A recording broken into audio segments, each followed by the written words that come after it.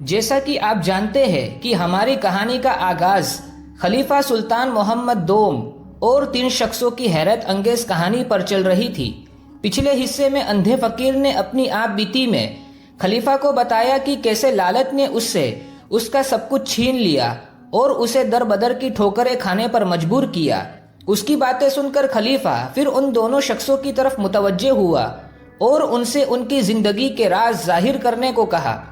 ان میں سے دوسرا شخص جو ایک گھوڑی پر سوار تھا اور اسے بے رحمی سے مار رہا تھا، خلیفہ نے اس کا یہ منظر دیکھ کر اس سے اس کی وجہ دریافت کی۔ نوجوان نے سر جھکا لیا مگر کوئی جواب نہیں دیا۔ خلیفہ کے چہرے پر ناراضگی کے آثار نمایاں ہوئے۔ خلیفہ نے کہا، اگر تم نے گھوڑی پر ظلم کرنے کی معقول وجہ نہ بتائی تو تمہیں سخت سزا دی جائے گی۔ نوجوان نے اپنا سر اٹھایا اور خلیفہ کو غصے میں دیکھ کر کانپ اٹھا اور کہنے لگا، اگر خلیفہ سے جان کی امان پاؤ تو میں اپنی داستان سناؤں۔ خلیفہ نے کہا، ڈرو نہیں، اگر تم نے سچ سچ سب کچھ بتا دیا تو تمہارا قصور معاف کر دیا جائے گا۔ نوجوان نے اپنی کہانی کا آغاز کچھ اس طرح کیا، خلیفہ وقت، میرا نام لقمان بن یاسر ہے۔ میرا باپ ایک دولت مند اور عزت دار آدمی تھا۔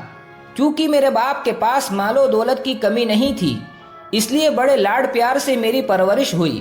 لیکن ابھی میری شادی بھی نہیں ہوئی تھی کہ باپ اور ماں دونوں کا سایہ میرے سر سے اڑ گیا اور میں دنیا میں اکیلا رہ گیا۔ کچھ دنوں تک ان کے غم میں اداس رہا، پھر میں نے ہمت پر کمر باندھی اور باپ کا کاروبار سنبھال لیا۔ چونکہ میں اکیلا تھا اس لیے مجھے تنہائی بہت ستانے لگی۔ مال و دولت کی فراوانی انسان کو کب تک خوش رکھ سکتی ہے، اس لیے میں نے شادی کا ارادہ کیا اور ایک خوبصورت لڑکی سے شادی کر لی جس کا نام یاسمین بنت صلح تھا۔ نکاح کے بعد جب وہ میرے گھر آئی اور رات کو ہم دونوں کھانا کھانے بیٹھے تو میں اس کے کھانے کے طریقے کو دیکھ کر حیران رہ گیا۔ دسترخوان پر طرح طرح کے مزیدار کھانے پروسے ہوئے تھے، لیکن اس نے کسی کھانے کو شوق سے نہ کھایا، بس ہاتھ میں 2 سے 3 لقمے کھانے کے ٹکڑے اٹھا کر منہ میں ڈال لیے۔ مجھے اس بات پر بڑا تعجب ہوا، لیکن میں نے سوچا کہ شاید اس کا ابھی نکاح ہوا ہے تو شاید شرم کے مارے نہیں کھا رہی ہوگی۔ لیکن جب کئی دنوں تک اس کا یہی انداز رہا تو مجھے فکر ہوئی کہ یہ کھانا کیوں نہیں کھاتی۔ اگر یہ کھانا کھائے گی نہیں تو زندہ کیسے رہے گی اور بیمار ہو جائے گی۔ یہ سوچ کر میں اب اس کی حرکتوں پر نظر رکھنے لگا کہ جان سکوں کہ آخر ماجرا کیا ہے۔ ایک دن ایسا ہوا کہ ہم دونوں سو رہے تھے، رات کا کچھ حصہ گزر گیا۔ اچانک میں نے محسوس کیا کہ میری بیوی اپنے بستر سے اٹھی۔ میری بھی آنکھ کھل گئی، لیکن یہ دیکھنے کے لیے کہ یہ کیا کرتی ہے چپ چاپ بستر پر اس طرح پڑا رہا جیسے گہری نیند سو رہا ہوں۔ میری بیوی نے اٹھ کر بہترین لباس پہنا اور آہستہ سے دروازہ کھول کر باہر نکل گئی۔ میں بھی لپک کر بستر سے اٹھا اور یہ دیکھنے کے لیے کہ یہ کہاں جاتی ہے چھپتا چھپاتا اس کے پیچھے چل پڑا۔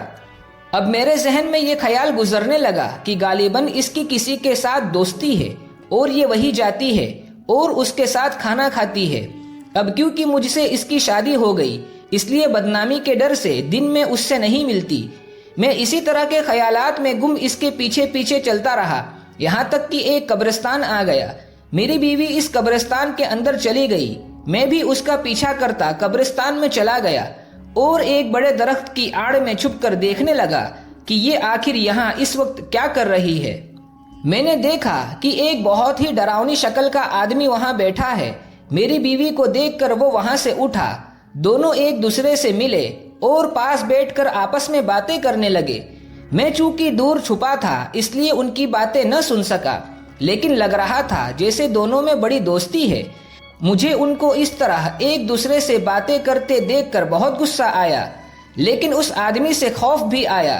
لیکن میں چھپا کھڑا خاموشی سے دیکھتا رہا کہ آخر ماجرا کیا ہے۔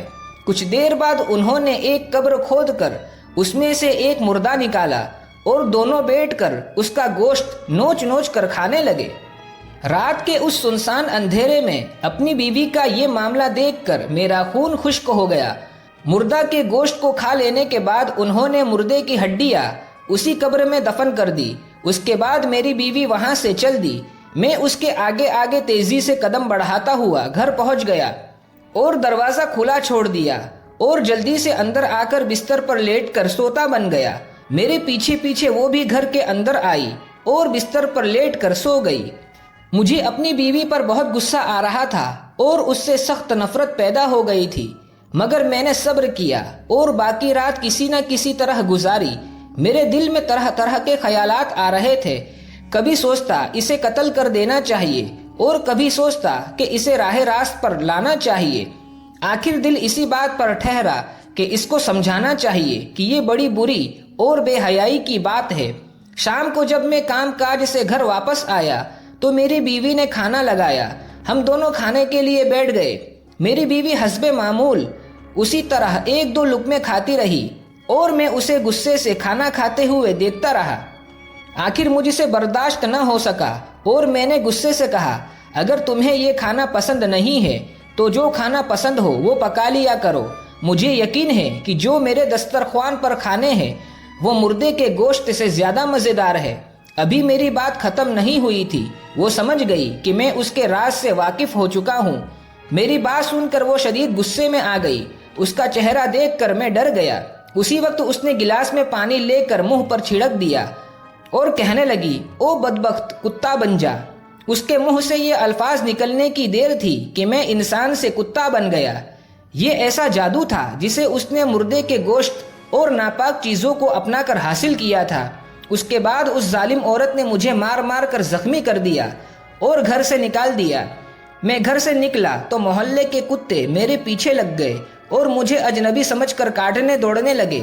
میں کسی طرح اپنی جان بچا کر بھاگا اور ایک کسائی کی دکان کے تختے کے نیچے چھپ کر بیٹھ گیا۔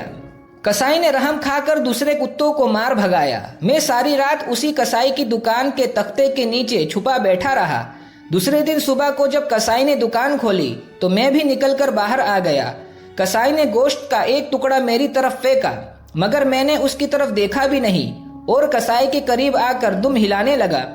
نہ جانے کیوں کسائی کو اس بات پر غصہ آ گیا۔ وہ ایک لکڑی لے کر مجھے مارنے اٹھا، مگر میں وہاں سے بھاگ نکلا اور ایک نان بیچنے والے کی دکان پر جا کر کھڑا ہو گیا۔ نان بیچنے والے نے رحم کھا کر روٹی کا ٹکڑا میری طرف پھینکا، جس کو میں نے اللہ کا شکر ادا کر کے کھا لیا اور وہی رہنے کی ٹھان لی۔ کچھ دن وہاں رہنے سے وہ نان بائی بھی مجھ پر اس قدر مہربان ہو گیا کہ روز شام کو مجھے اپنے گھر لے جاتا اور صبح کو دکان پر ساتھ لے آتا۔ وہ مجھے محبت سے روٹی کھلاتا۔ میں اس کے اس اچھے برتاؤ سے بہت خوش تھا۔ بہت دن اسی طرح گزر گئے۔ ایک دن ایک عورت نے آ کر اس دکاندار کی دکان سے روٹی خریدی۔ رقم دے کر جب وہ جانے لگی تو میں دوڑ کر اپنے دانتوں سے اس کا دامن پکڑ لیا۔ سب لوگ حیران ہو گئے۔ عورت نے اپنا دامن چھڑانے کی کوشش کی، مگر میں نے دامن نہ چھوڑا۔ جو رقم اس عورت نے نان بائی کو دی تھی وہ اس کے ہاتھ میں تھی۔ جب اس نے مجھے اپنی طرف بلایا تو میں فوراً نان بائی کے پاس چلا گیا۔ اس کے ہاتھ سے وہ رقم میں نے اچھل کر نیچے گرا دی۔ جو سکہ اس میں کھوٹا تھا وہ میں نے الگ کر کے اس نان بائی کی طرف پھینک دیا۔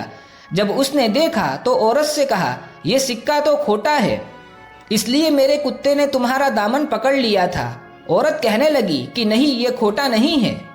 وہ دکاندار بولا، میرا کتا کھرے اور کھوٹے کی پہچان رکھتا ہے۔ اگر یقین نہ ہو تو دوسرے سکوں میں سے اس سکے کو ملا کر کتے کے سامنے پھینک دو۔ چنانچہ عورت نے ایسا ہی کیا۔ میں نے پھر کھوٹے سکے کو نکال کر الگ کر دیا۔ سب لوگ نے حیرت سے یہ تماشا دیکھا۔ میرا مالک بہت خوش ہوا اور پھر یہ بات سارے شہر میں پھیل گئی کہ فلاں نان بائی کے پاس ایک ایسا کتا ہے جو کھرے اور کھوٹے سکے کی پہچان رکھتا ہے۔ ہر طرف سے لوگ میرا امتحان لینے کے لیے آنے لگے۔ میں ہمیشہ کھوٹے سکے کو الگ کر دیتا۔ اب تو میری بڑی شہرت ہو گئی اور اس کے ساتھ ساتھ نان بائی کی دکان بھی چمک اٹھی۔ لوگ دور دور سے یہاں آنے لگے۔ ہر وقت دکان پر رونق لگی رہتی۔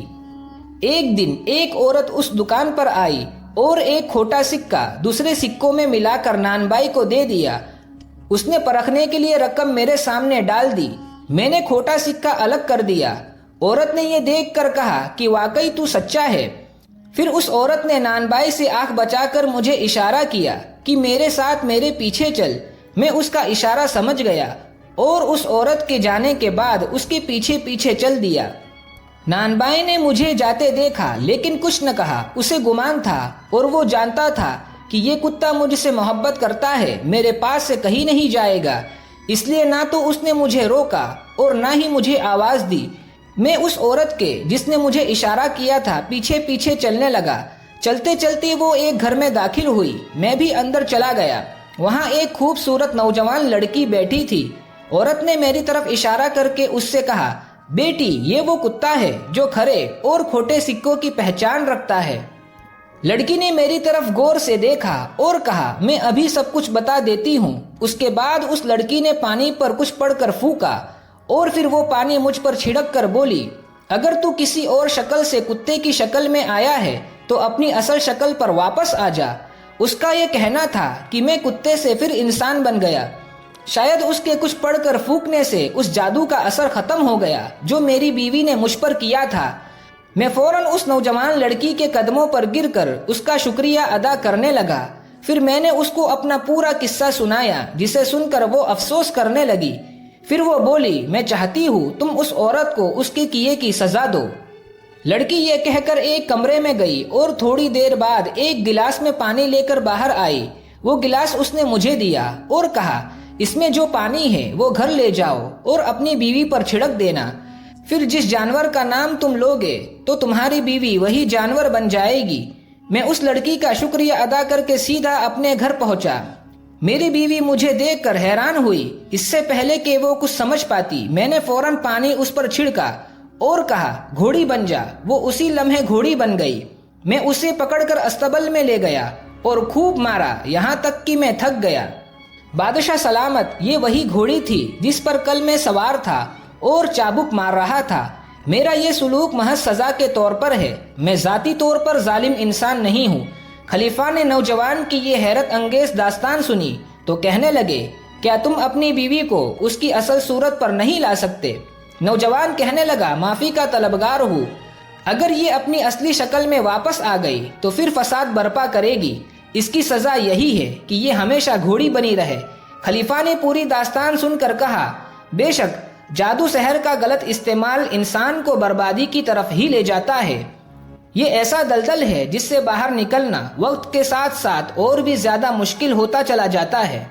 اب گھوڑی کا مالک نوجوان اپنی داستان سنا چکا تو خلیفہ نے امیر اشجر حمید کو اشارہ کیا اور کہا کہ اب وہ اپنی زندگی کے احوال سنائے اور بتائے کہ اتنی مال و دولت اس نے کہاں سے حاصل کی، اس کے پیچھے کیا راز چھپا ہوا ہے. حمید آگے بڑھا اور اس طرح اپنی کہانی شروع کی. میرا نام حمید ہے اور میں شہر استنبول میں لکڑیاں کاٹنے کا کام کیا کرتا تھا. صبح سے شام تک سخت محنت کرنے کے باوجود مشکل سے اپنے بیوی بچوں کا پیٹ بھرنے کے قابل روزی نصیب ہوتی تھی. ایک مدت بیت گئی. اسی غربت اور افلاس میں ایمانداری سے اپنی زندگی بسر کرتا رہا. بے ایمانی اور جھوٹ میرے نزدیک دنیا کے تمام گناہوں سے بڑھ کر گناہ تھا. میری یہی بات شاید اللہ کو پسند آئی اور اس نے دو خاص شخصوں کو جن کو میں جانتا تک نہ تھا میری مدد کے لیے مقرر کیا. بعد میں یہ دونوں میرے بھی دوست بن گئے. اللہ کے فضل سے دونوں زندہ اور سلامت ہے اور میری کہانی کے گواہ ہے. ان میں سے ایک کا نام صادق اور دوسرے کا نام امین ہے. ایک خلیفہ صادق ایک امیر آدمی تھا جبکہ امین غریب، لیکن دونوں میں پرخلوص دوستی تھی. دونوں ایک دوسرے کا دم بھرتے تھے. ایک دن ان دونوں میں تقدیر اور تدبیر کے مسئلے پر بحث چھڑ گئی. صادق کہتا تھا کہ انسان کو غریبی اور خوشحالی، رنج اور راحت تدبیر سے حاصل ہوتی ہے. امین اس سے متفق نہیں تھا. اس کا کہنا تھا کہ خوشی اور غمی، خوشحالی اور غریبی اللہ کی طرف سے ہے. جو کچھ ہوتا ہے تقدیر سے ہوتا ہے.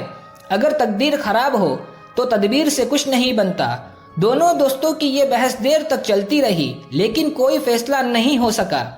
آخر انہوں نے کہا کہ چلو آزماتے ہیں اور اس طرح کہ ایک غریب آدمی کو کچھ رقم دی جائے اور دیکھا جائے کہ وہ اس رقم سے کہاں تک اپنی حالت بہتر بنا سکتا ہے اور اپنی تدبیر سے کس طرح خوشحال ہو سکتا ہے. یہ فیصلہ کر کے دونوں ایک ایسے غریب آدمی کی تلاش میں نکلے جو محنتی ہو. بہت تلاش کے بعد انہوں نے میرا انتخاب کیا. ایک دن دونوں میرے پاس آئے. سلام دعا کے بعد انہوں نے مجھ سے میرا حال پوچھا. میں نے خوش دلی سے بتا دیا کہ میری گزر بسر کیسے ہو رہی ہے. اس پر دونوں نے آپس میں مشورہ کیا اور فیصلہ کیا کہ تقدیر اور تدبیر کی آزمائش کے لیے میں ہی مناسب شخص ہوں۔ یہ فیصلہ کرنے کے بعد صادق، جو تدبیر کا قائل تھا، مجھ سے کہا، حمید، اگر میں تمہیں 200 اشرفیہ کاروبار کرنے کے لیے دوں تو کیا تم اس رقم سے اپنا کاروبار اتنا بڑھا لو گے کہ تم خوشحال ہو جاؤ؟ میں نے جواب دیا کہ 200 اشرفیوں سے میں ایک دم تو امیر نہیں بن سکتا، لیکن اللہ کا فضل اگر شامل حال رہا تو آہستہ آہستہ خوشحال ضرور ہو جاؤں گا۔ میرا یہ جواب سن کر صادق نے 200 اشرفیہ مجھے دی اور کہا، یہ تم کو اللہ کے نام پر تمہارے مانگے بغیر دے رہا ہوں، ان کو احتیاط سے خرچ کر کے اپنا کاروبار بڑھاؤ، ہم دونوں تمہاری تنگ دستی دور ہو جانے سے خوش ہوں گے۔ یہ کہہ کر وہ چلے گئے۔ میں ان دونوں کا دل ہی دل میں شکریہ ادا کر کے سوچنے لگا کہ ان کی دی ہوئی رقم کو اپنے کاروبار میں کس طرح لگاؤ کہ نفع بخش ہو۔ چند گھنٹوں کی سوچ وچار کے بعد میں نے فیصلہ کیا کہ مجھے ان اشرفیوں کا کیا کرنا ہے۔ میں نے 190 اشرفیہ تھیلی میں ڈال کر اپنی پگڑی میں باندھ لی اور 10 اشرفیہ جیب میں رکھ کر بازار گیا۔ ان 10 اشرفیوں سے میں نے لکڑیوں کی کٹائی کے لیے چیزیں خریدی اور گھر کی طرف چل دیا۔ راستے میں میری نظر ایک کسائی کی دکان پر پڑی جہاں گوشت فروخت ہو رہا تھا۔ گوشت دیکھ کر میرا جی للچایا۔ میں نے سوچا، بہت دنوں سے ہم نے گوشت نہیں کھایا۔ یہی سوچ کر سامان اٹھانے والے 2 مزدور میرے ساتھ تھے، میں نے انہیں گھر بھیج دیا اور میں خود گوشت خریدنے کسائی کی دکان پر چلا گیا۔ گوشت خرید کر جب میں اپنے گھر کے قریب پہنچا تو ایک چیل نے میرے ہاتھ میں گوشت دیکھ کر اس پر جھپٹا مارا۔ اسی حملے میں میری پگڑی کھل گئی۔ گوشت چیل کے پنجے میں نہیں آیا، اس لیے اس نے دوبارہ گوشت پر حملہ کیا۔ گوشت تو اب بھی ہاتھ نہ آیا، لیکن میری پگڑی اس کے پنجوں میں الجھ گئی اور وہ اسے لے کر اڑ گئی اور میں تماش بین بنا اسے دیکھتا رہ گیا۔ میں اس کے پیچھے بھاگا، لیکن وہ نہ جانے اڑ کر کس طرف چلی گئی تھی۔ آخرکار تھک ہار کر اور اشرفیہ گوا کر میں ننگے سر گھر پہنچا۔ مجھے اشرفیوں کے جانے کا بہت غم تھا، لیکن اس سے زیادہ یہ پریشانی تھی، اگر صادق نے آ کر پوچھا کہ تم نے ان اشرفیوں کا کیا کیا تو میں اس کو کیا جواب دوں گا؟ سچ بتاؤں گا تو اسے مجھ پر یقین نہیں آئے گا، وہ مجھے جھوٹا سمجھے گا۔ غرض ساری رات اسی فکر میں گزر گئی۔ صبح میری بیوی نے جب مجھے پریشان حال دیکھا تو پوچھا کہ کیا بات ہے، میں اتنا پریشان کیوں ہوں؟ تو مجھے اس کو اشرفیوں کے اس طرح چلے جانے کا قصہ سنانا پڑا۔ وہ بھی رونے لگی۔ میں نے اس کو سمجھایا کہ تقدیر میں جو لکھا ہے وہ پورا ہو کر رہتا ہے۔ ہماری تقدیر میں غریبی لکھی ہے تو ایک صادق کیا، ہزاروں صادق بھی ہمیں دولت مند نہیں بنا سکتے۔ خیر، چند دنوں تک تو اشرفیوں کا غم رہا، پھر میں اپنے کام کاج میں لگ گیا۔ سارا دن محنت کرتا، جو روٹی ملتی اسی سے گزر بسر کرتا۔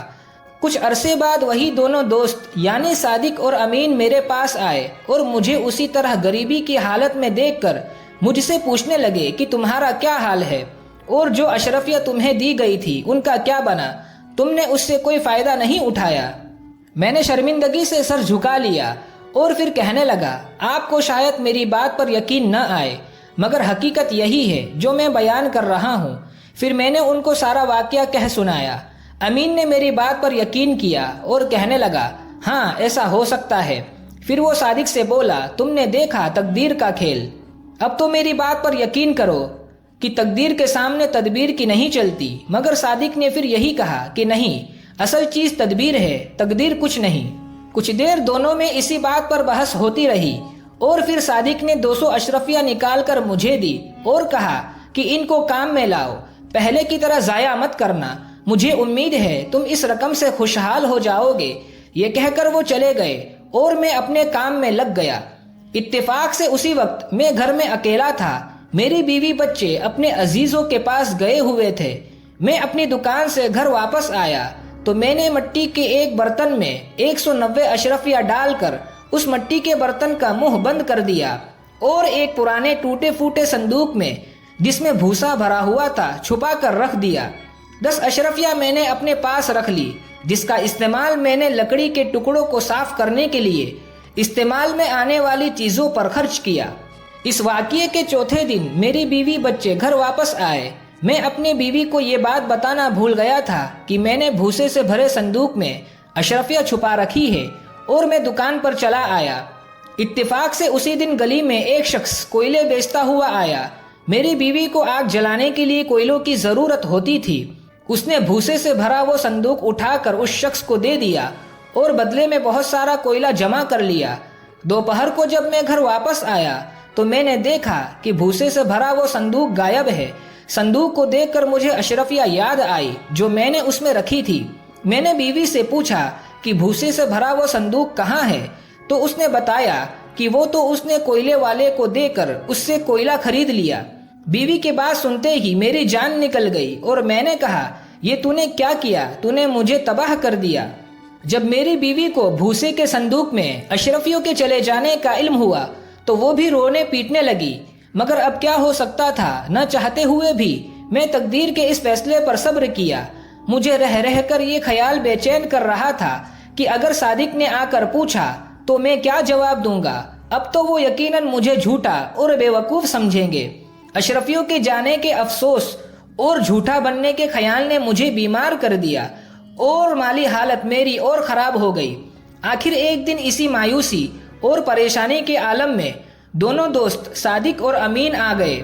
میں نے انہیں دیکھا تو میرا جی چاہا کہ کسی طرح ان کی نظروں سے غائب ہو جاؤ، لیکن وہ مجھے دیکھ چکے تھے۔ بڑی ہی سادگی سے میں نے انہیں سلام کیا اور انہوں نے میرا حال پوچھا۔ میں شرم سے کچھ نہ بول سکا۔ جب انہوں نے اصرار کیا تو میں نے ان کی دی ہوئی اشرفیوں کے دوبارہ کھو جانے کا قصہ سنایا اور اپنی شرمندگی کا اظہار کیا۔ صادق کو میری بات سن کر افسوس ہوا، مگر انہوں نے کہا، کوئی فکر کی بات نہیں، اشرفیہ تمہیں قرض نہیں دی گئی تھی کہ ان کی ادائیگی کی تمہیں پریشانی ہو، وہ تمہیں بس اللہ کے واسطے دی گئی تھی تاکہ تم ان کو استعمال کر کے اپنی حالت درست کر لو۔ مجھے تمہارے حال پر افسوس ضرور ہوا ہے، بہرحال جو ہوا سو ہوا۔ یہ کہہ کر وہ جانے ہی والے تھے کہ امین نے اپنی جیب سے 1 درہم نکال کر مجھے دیا اور کہا، اس کو اپنے پاس رکھو، اللہ تعالیٰ اس درہم کے ذریعے تمہیں بہت جلد دولت مند کر دے گا۔ صادق اپنے دوست کی اس بات پر خوب ہنسا اور کہنے لگا، جب 400 اشرفیہ اس کو خوشحال نہ بنا سکی تو 1 پیسے کے برابر اس 1 درہم کی کیا حقیقت ہے؟ مجھے ان کی باتیں سن کر بڑی شرمندگی محسوس ہو رہی تھی، لیکن امین نے کہا، تم صادق کا مذاق اڑانے کی پرواہ نہ کرو، انشاءاللہ یہ درہم تمہیں بہت جلد امیر بنا دے گا، اس کو پاس رکھ لو۔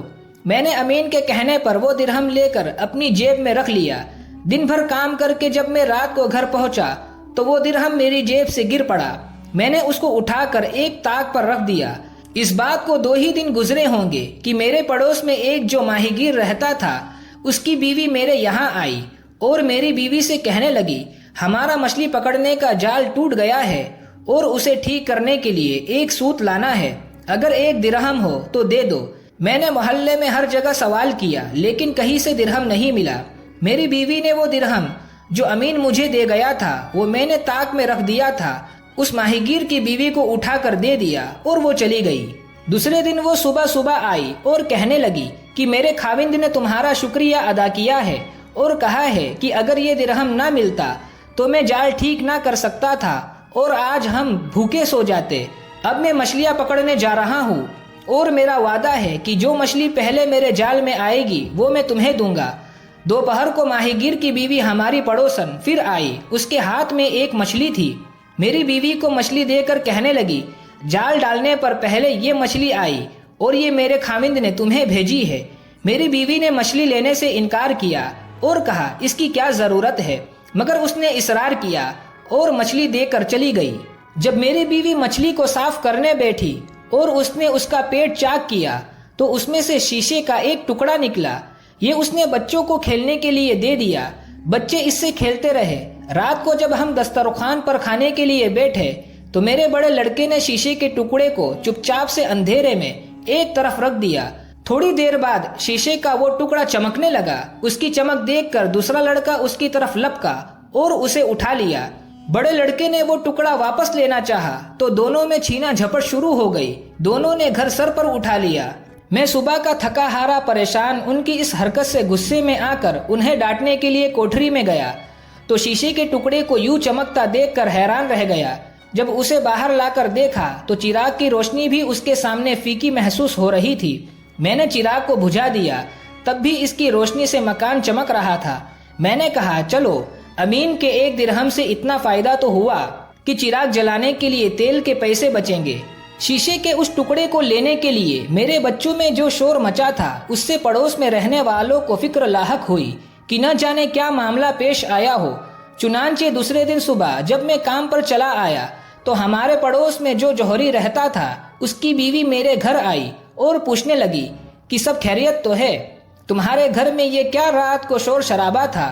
میری بیوی نے کہا کہ کچھ نہیں، شیشے کے چمکدار ٹکڑے پر یہ سب آپس میں لڑ رہے تھے۔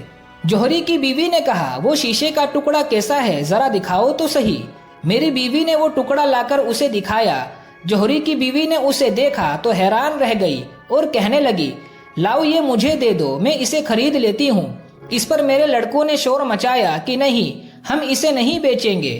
جوہری کی بیوی اپنے گھر آ گئی اور اپنے شوہر کو آ کر بتایا کہ حمید کے گھر پتہ نہیں، لیکن ایک بہت قیمتی ہیرا آ گیا ہے اور وہ لوگ اس کی قدر و قیمت سے ناواقف ہے۔ وہ لوگ غریب ہے، ہمیں اسے فوراً خرید لینا چاہیے، ایسا نہ ہو کہ انہیں اس کی قیمت معلوم ہو جائے اور پھر وہ زیادہ رقم کا مطالبہ کرے۔ جوہری کی بیوی اپنے شوہر سے بات کر کے میرے گھر آئی اور میری بیوی سے کہنے لگی کہ وہ شیشے کے اس ٹکڑے کے بدلے میں 20 اشرفیہ دینے کو تیار ہے۔ ابھی وہ میری بیوی سے یہ بات کر ہی رہی تھی کہ میں بھی کھانا کھانے کے لیے گھر پہنچ گیا۔ میری بیوی نے سارا واقعہ مجھ سے بیان کیا۔ 20 اشرفیوں کا سن کر مجھے امین کا خیال آیا جس نے یہ درہم دیتے ہوئے کہا تھا کہ انشاءاللہ اس سے تم بہت جلد امیر بن جاؤ گے۔ اس دوران جوہری کی بیوی نے مجھے خاموش دیکھ کر سمجھا کہ شاید میں 20 اشرفیوں پر تیار نہیں ہوں، تو وہ جلدی سے بولی اچھا 50 اشرفیہ لے لو۔ میں تو اپنی سوچ میں تھا، امین کے وہ الفاظ میرے کانوں میں گونج رہے تھے۔ 20 کی بجائے 50 اشرفیوں کی بات سن کر مجھے کچھ شک ہوا۔ میں ابھی کچھ جواب نہیں دے پایا تھا کہ جوہری کی بیوی نے کہا اچھا اگر 50 اشرفیہ کم ہے تو 100 اشرفیہ لے لو بھائی، اور یہ شیشے کا ٹکڑا مجھے دے دو۔ اب 50 کے بجائے 100 اشرفیوں کا سن کر مجھے یقین ہو گیا کہ یہ شیشے کا ٹکڑا نہیں بلکہ قیمتی ہیرا ہے۔ چنانچہ میں نے کہا میں تو 1 لاکھ اشرفیوں کے بدلے اسے دینا پسند کروں گا۔ اب جوہری کی بیوی سمجھ گئی کہ مجھے اس چیز کی قیمت کا اندازہ ہے، تو وہ بولی کہ 1 لاکھ اشرفیہ تو بہت زیادہ ہے، البتہ میں 70,000 اشرفیہ دینے تک کو تیار ہوں۔ 70,000 اشرفیہ سن کر تو میں سناٹے میں آ گیا اور چند لمحے کے لیے خاموش ہو گیا۔ جوہری کی بیوی اتنی دیر میں گھر جا کر جوہری کو بلا لائی۔ جب جوہری نے قیمت پوچھی تو میں نے 1.25 لاکھ بتائی۔ جوہری کہنے لگا وہ اس کے 1 لاکھ اشرفیہ دینے کو تیار ہے۔ کچھ دیر اس پر بحث ہوئی، پھر 1 لاکھ اشرفیوں پر سودا طے ہو گیا اور اسی وقت جوہری 1 لاکھ اشرفیہ مجھے دے کر ہیرا لے گیا۔ 1 لاکھ اشرفیہ پا کر مجھے صادق اور امین کا خیال آیا اور میں نے سوچا کہ ان دونوں کو فوراً تلاش کرنا چاہیے تاکہ میں ان کا شکریہ ادا کر سکوں۔ میں اسی وقت ان کی تلاش میں نکل کھڑا ہوا، لیکن ان کا کچھ پتہ نہ چلا۔ دوسرے دن میں نے کچی زمین خرید کر یہ عالیشان مکان بنوایا جو آپ دیکھ چکے ہیں۔ اس مکان کو میں نے اعلیٰ سامان سے سجایا اور پھر باقی رقم سے اپنے کاروبار کو بڑھایا۔ کئی مقامات پر لکڑیوں کی خرید و فروخت کا جو میرا آبائی پیشہ تھا، کارخانے قائم کیے جن سے خوب آمدنی ہونے لگی اور میں امیر آدمی بن گیا۔ لیکن صادق اور امین کا خیال میرے دل سے نہ نکلا اور میں مستقل ان کی تلاش میں رہا۔ پھر ایک دن وہ دونوں میرا حال معلوم کرنے کے لیے خود ہی اس جگہ آ پہنچے جہاں میں پہلے رہتا تھا۔ مجھے وہاں نہ پا کر انہوں نے لوگوں سے میرے بارے میں پوچھا تو انہوں نے بتایا کہ خدا جانے اس کو کہاں سے اچانک اتنی دولت مل گئی کہ اب وہ استنبول کا ایک امیر سوداگر ہے۔ اس نے فلاں جگہ پر ایک عالیشان محل بنوایا ہے اور وہی رہتا ہے۔ صادق اور امین آپس میں یہ بحث کرتے ہوئے کہ یہ دولت میرے پاس کہاں سے آئی، لوگوں کے بتائے ہوئے پتے پر میرے عالیشان مکان کی تلاش میں چلے گئے۔ صادق کا دعویٰ تھا کہ اس نے مجھے جو 400 اشرفیہ دی تھی یہ اسی کی بدولت ہے اور میں نے ان کے کھو جانے کے بارے میں ان سے جھوٹ بولا تھا۔ امین کا کہنا تھا کہ نہیں، یہ اس 1 درہم کا کرشمہ ہے جو اس نے مجھے دیا تھا۔ جگہ پہنچ کر انہوں نے میرے خادموں کے ذریعے اپنے آنے کی اطلاع کرائی۔ میں ان کا نام سن کر ننگے پاؤں اور ننگے سر ان کے استقبال کے لیے دوڑا۔ بڑی ہی عزت سے ان کو اندر لے جا کر بٹھایا اور ان کا شکریہ ادا کیا۔ انہوں نے مجھے خوشحال دیکھ کر مبارکباد دی اور خوشی کا اظہار کیا۔ ادھر ادھر کی باتوں کے بعد انہوں نے جانے کو کہا، لیکن میں نے کہا آپ دونوں میرے ساتھ کھانا کھائے بغیر ہرگز نہیں جائیں گے۔ پھر میں نے ان کی خوب خاطرداری کی اور عمدہ کھانا کھلایا۔ کھانا کھانے کے بعد میں ان کو لے کر اپنے محل کے باغ میں آیا اور میں نے ان کو اپنے دولت مند ہونے کا قصہ سنایا اور کہا کہ یہ سب کچھ اسی 1 درہم کی برکت سے ہوا جو امین نے مجھے دیا تھا۔ صادق نے میری بات کو تسلیم نہ کیا اور یہی کہتے رہے کہ میری دولت ان 400 اشرفیوں کا نتیجہ ہے جو انہوں نے مجھے دی تھی۔ ایک مچھلی کے پیٹ میں اس قدر قیمتی ہیرے کا نکلنا ناممکن بات ہے۔ ہم اسی طرح باتیں کرتے ہوئے باغیچے میں ٹہلنے لگے، پھر ایک درخت کے پاس پہنچ کر رک گئے جس پر ایک چیل کا بہت بڑا گھونسلہ بنا ہوا تھا اور میرے پرانے ملازم کے کہنے کے مطابق چیل کے گھونسلے میں مال ہوتا ہے۔ وہ اسے اتروانے کی کوشش کر رہے تھے اور ہم کھڑے ہوئے یہ تماشا دیکھنے لگے۔ تھوڑی دیر میں ایک ملازم نے جو درخت پر چڑھا ہوا تھا چیل کا گھونسلہ نکال کر اوپر سے نیچے پھینکا۔ اللہ کی قدرت، اس گھونسلے میں میری وہ پگڑی جس میں صادق کی پہلی بار کی دی ہوئی 190 اشرفیہ تھی نکل آئی۔ میں اپنی پگڑی کو فوراً پہچان کر لپکا اور اس میں بنی تھیلیوں کو دیکھ کر خوشی کے عالم میں کہنے لگا کہ لیجئے جناب، اللہ نے میرا سچ ثابت کر دیا۔ صادق نے کہا، ہو سکتا ہے یہ کسی اور کی پگڑی ہو اور اس تھیلی میں اشرفیوں کی بجائے کچھ اور ہو۔ میں نے کہا کہ ابھی معلوم ہو جاتا ہے، اگر اس تھیلی میں 190 اشرفیہ ہوئی تو یہ میری ہی پگڑی ہے۔ چنانچہ تھیلی کو کھولا گیا اور اس میں وہی 190 اشرفیہ نکل آئی جو میں نے رکھی تھی۔ میں نے یہ دیکھا اور اللہ کا شکر ادا کیا جس نے میری سچائی میرے دوستوں پر ثابت کر دی۔ اس کے بعد ہم تینوں سیر کرتے ہوئے اب مکان کی طرف پلٹے۔